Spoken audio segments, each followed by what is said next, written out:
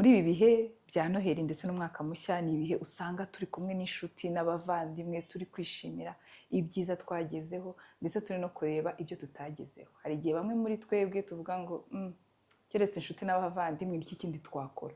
Ugasanga hari amaconcert, nabyo ni byiza cyane, ugasanga hari parties, nazo ntituziburemo, ugasanga hari ibintu byinshi cyane bitandukanye. Ariko ndagira ngo twibukirane yuko buriya kwishima, kunezerwa ntago tubikora kubera inzoga cyangwa se ibiyobyabwenge. Ushobora no kwishima, ushobora no kugira ibihe byiza cyane n'inshuti n'abavandimwe cyangwa se nawe ubwawe wenyine, kuko buriya hari n'abantu bari kure y'imiryango.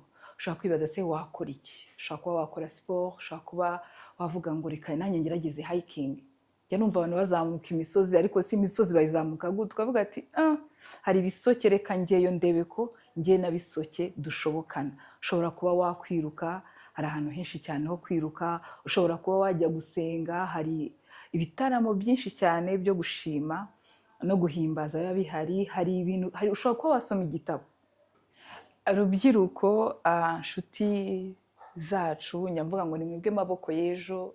Buriya twirinde, dushobora kurinda ubwonko bwacu, dushobora kurinda ubuzima bwacu bwo mu mutwe. Kuburinda nyabwo ni ukuburinda ibiyobyabwenge ndetse n'inzoga nyinshi. Keretse yuko twese turabizi neza yuko kwishima ntabwo ari ukwishimana n'inzoga gusa, ntabwo ari ukwishimana gusa n'ibiyobyabwenge, ahubwo twishimana n'imiryango yacu, n'inshuti ndetse n'ibindi byinshi cyane bishobora kuba byaduha wa munezero urambye utatwangiza indwara zo mu mutwe.